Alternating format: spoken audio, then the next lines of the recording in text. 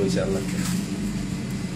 আসসালামু আলাইকুম ভাইয়েরা, আপনারা ওজনে দেখরা water marking UK limited company তাই ইলিশা মাছ বেচন।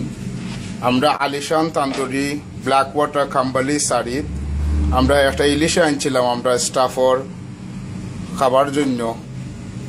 আইনে আমরা যে সময় মাছটা কাটলাম, মাছ কাটা পরে দেখা যায় এখানে মাঝে মাছের মাঝে ও দেখো সীসা হারাই। ওই দেখো আপনারা বুঝছেন, এটা খুব ওজনালা একটা সীসা।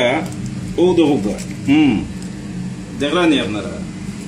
ও দেখো মেশিনে খাটি খাটি দিলেইছে, খালি এটা নাই আরো আছে। ও দেখো আমি দেখাইলাম।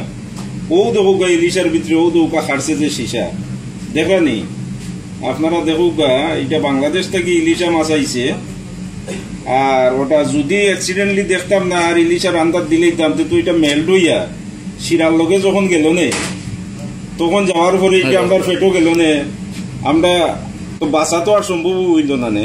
এই যে অবস্থা তারা করছে, আপনারা সকলে দেখুক আর এটার খিতা ব্যবস্থা করা যায়, আপনারা সকলে চিন্তা ভাবনা করুক। প্লিজ আপনারা কমেন্ট করুক এটা কিতা করা যায়, আমরা এটারে বয়কট করতাম নি না, আমরা এটারে কি তা করা যায়, আপনারা একটা পরামর্শ করুক প্লিজ।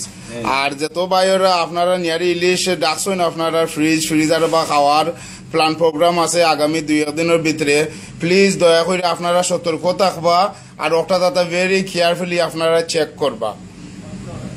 ধন্যবাদ।